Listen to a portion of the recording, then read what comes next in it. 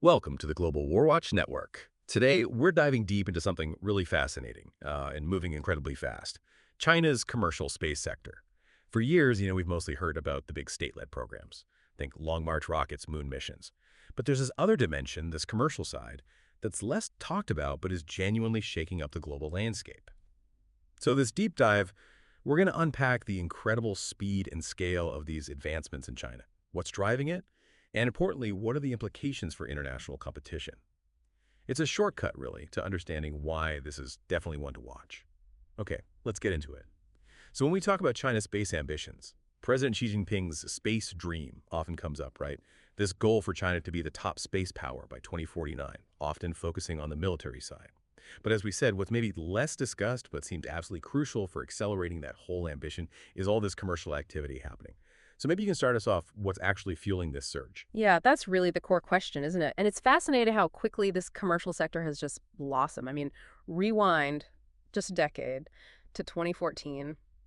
The Chinese government made a really pivotal change then. They modified a pretty restrictive policy and basically opened up certain space sectors to private investment. And the results, well, they've been dramatic.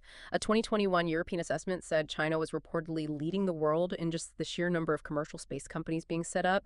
And then a 2023 U.S. report confirms China's now second only to the U.S. for space startups getting private money, capturing something like 28% of all cumulative private market equity investment since 2014. Compare that to 48% for U.S. companies, sure, but 28% is huge. And we're talking about an industry projected to be worth over, what, 900 billion US dollars by 2029? Wow, yeah, 28% of private capital. That really is eye-opening. So what are the analysts pointing to? What specifically drove that kind of acceleration? Was it just the policy change? Well, the policy change was key, but there are a couple of other big factors. Firstly, you had the large traditional state-run aerospace firms. Think KSC, KSIC. They have, a certain amount of bureaucratic inertia, maybe a more risk-averse culture, and they were simply struggling to keep up. They just couldn't meet the surging market demand for more cost-effective commercial stuff like smaller satellites for specific jobs or, crucially, reusable rockets. Okay, so sort of a gap in the market internally, so supply-demand thing. Mhm.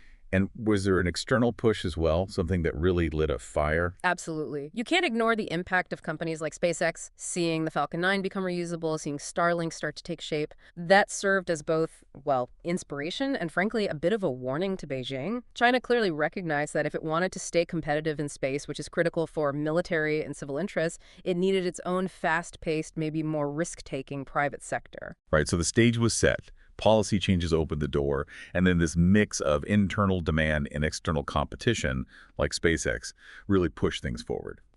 Okay, so let's pivot to the hardware. Let's look at the actual breakthroughs, the rockets and satellites that have come out of this shift. What are we seeing there? Well, 2023 was a really significant year, a breakthrough year for a commercial launch in China. We saw their very first commercial space launch back in April 2023. That was by a company called Space Pioneer Beijing. Tianbing Technology is their formal name, with their Tianlong 2 rocket. And then just a few months later, July 2023, another private Chinese firm, LandSpace, they made global headlines. They launched the world's first methane liquid oxygen rocket into orbit. And that's a big deal. Methane fuel, it offers potentially better performance, higher efficiency, and it's easier to handle than traditional kerosene. So it really pushes the envelope on propulsion tech. And they're definitely not hitting the brakes. I saw something just recently, May 2025 LandSpace, right? Their modified ZQ-2E Y2 rocket successfully put 6 satellites into space. This ZQ-2 series sounds pretty advanced. It uses that dual cryogenic system you mentioned, supercooled liquid oxygen and methane, and that lets it carry a pretty hefty payload, 4 tons, to a sun-synchronous orbit, which, as you probably know, is really useful for things like Earth observation, weather satellites, because the lighting is always consistent. Exactly. And LandSpace, they're not stopping there. They also made a huge stride in reusable rocket tech just last month, June 2025. Their next rocket, the Zhuke-3, its first stage propulsion system, completed this massive ground hot fire test, apparently the largest, most advanced in China so far. What they did was verify the thrust system with 9 engines firing in parallel, generating immense power. It's a critical step towards making that first stage reusable. This Zoot-3, it's planned to be China's first large liquid oxygen methane rocket, stainless steel body, and crucially, that reusable first stage. It really sets the stage for vertical landing tests, like we see with Falcon 9. That's a huge step towards driving down launch costs, which is key for commercial viability. And it's not just land launches, is it? China's also pushing ahead with sea-based launches. Why is that significant? Right, the sea launches add flexibility and safety. Launching from the sea, often from converted barges, gets you away from populated areas. It also allows you to reach specific orbits, like equatorial ones, more easily from China's latitude. We saw an example in January 2025. The Smart Dragon 3 commercial rocket launched 10 Space satellites from the waters near Haiyang. That was their first sea launch of 2025. And that Haiyang site, it's hosted 15 missions since 2019. So it's becoming a really established capability, proving it can enhance safety and potentially cut costs associated with land sites. Interesting. And it's not just the purely commercial rockets making news. We also saw, what was it, April 2025, 6 Cheyenne 27 satellites went up on a Long March 6A. Those aren't typically commercial, right? Yep. That's right. The Xi'an series are usually experimental satellites used for testing technologies, studying the space environment, putting them up on a Long March, a state rocket.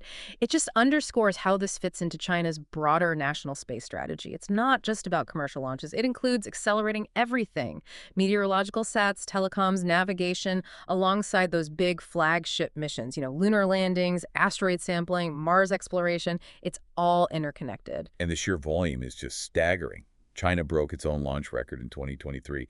They now have over 800 operational satellites up there. That's one of the fastest climbs in space history, second only to the U.S. in total satellites in orbit. And they were planning, 68 launches for 2024? It's just relentless expansion. It really is.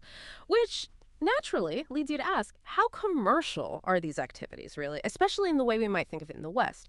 And what's fascinating, or maybe telling, is that many of these commercial entities maintain very close ties to the big state-owned enterprises. Often they're set up as subsidiaries or spin-offs. They get significant top-down support from the party, from municipal governments funding, land, regulatory leeway. You take a company like CA Space, for instance. It's largely owned by the Chinese Academy of Sciences.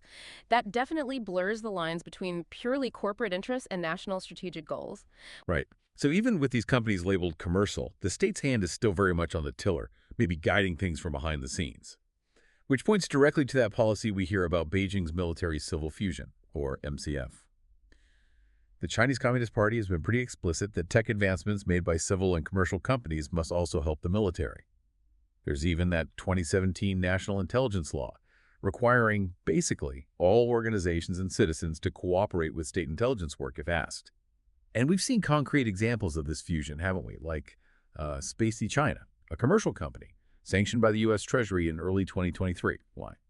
For selling satellite imagery over Ukraine to help the Wagner Group's operations. Exactly. And this dual-use nature, this MCF policy, it raises really important questions, especially for foreign businesses or investors looking at China's space sector. Yes, there are undeniable opportunities in this rapidly growing market, but there are also significant challenges. That tight government oversight, the reliance on state funding, it could potentially limit the kind of really disruptive bottom-up innovation we see from firms like SpaceX. Plus, China still lacks a really comprehensive legal framework for commercial space. Something clear like the U.S. Code Title 51 or the Commercial Space Launch Competitiveness Act spelling out the rules of the road. That ambiguity, that lack of legal clarity, it can definitely make venture capitalists nervous about investing in what's already a very high-risk industry. And it's not all smooth sailing internally either, despite the impressive growth. You mentioned the 68 launches in 2024, but didn't they initially aim for something much higher, like 100? So falling short like that suggests there are still technical hurdles, maybe logistical bottlenecks they need to iron out. And there was that quite serious incident in July 2024, right? Space Pioneer's Tianlong 3 rocket accidentally launched and crashed. That must have raised questions about safety, quality control, maybe pushing too hard, too fast. Absolutely. That incident highlighted the potential risks that come with extremely aggressive timelines and rapid expansion. Safety protocols, quality control, these become paramount. So if we try to connect all these threads, put it in the bigger picture, China's commercial space sector is booming, no doubt. But it faces really stiff global competition. Let's be clear. SpaceX, with the Falcon 9 and now Starship coming online, still dominates the global market for cost-effective launch by quite a margin. China definitely has advantages: that strong state backing, a vertically integrated supply chain they're building out. But expanding globally remains tough for them. They face export controls, geopolitical headwinds. Meanwhile, the U.S. is trying to adapt, right? taking a more strategic view of its own commercial space sector, trying to modernize export policies to stay competitive. But China isn't just competing on launch costs. They're aggressively pursuing influence and market share through other means. Take their Space Silk Road as part of the broader Belt and Road Initiative. They're offering satellite data, navigation services, communications to partner countries. And this spread of Chinese low Earth orbit, or LEO, broadband services, it could really boost Beijing's footprint in foreign networks. That potentially means more control over international data flows. Some analysts worry it could also spread, techno-authoritarian norms and give China significant intelligence gathering or even coercive capabilities down the line. And the ambition is crystal clear, and it's huge. Become a global space leader by 2045. That includes a crewed moon landing. They're targeting 2030 for that. And deploying these massive satellite mega-constellations. We're hearing about Garwang. That's a planned 13,000 satellite network. And another one, G60 Starlink, aiming for 12,000 satellites. Both are clearly designed to rival SpaceX's Starlink. And large-scale deployments were expected to start ramping up potentially as early as 2024. So they're really going for scale. And one last piece of the puzzle may be that Made in China 2025 initiative. Aerospace is right at the top of their priority list. They're aiming for, incredibly, 100% local sourcing for all aircraft parts made in China by 2025. That's incredibly ambitious. You have to think about what that means for global supply chains for foreign aerospace companies. It really seems to push them towards setting up joint ventures, partnering with local Chinese companies if they want to be part of that market. And wrapping this up, as China's commercial space sector keeps soaring, it really forces us and you to think of this complex dance. It's speed ambition, it's private innovation or state-guided innovation, and it's intense global competition, all playing out at once. That balance, between government control and genuine entrepreneurial freedom, that seems like it'll be absolutely key for China, not just to catch up, but to actually sustain its competitiveness in this incredibly fast-moving domain. What's the one thing that really stands out to you from everything we've covered today? Thank you for joining us on this deep dive into China's rapidly evolving commercial space sector here on the Global WarWatch Network. If you found this discussion insightful, maybe learned something new, please do like this video, share it with others who might be interested, and subscribe to the Global WarWatch Network for more deep dives like this. And definitely let us know your thoughts, what stood out to you. What questions do you still have? Put them in the comment section below. We really appreciate you being part of our community.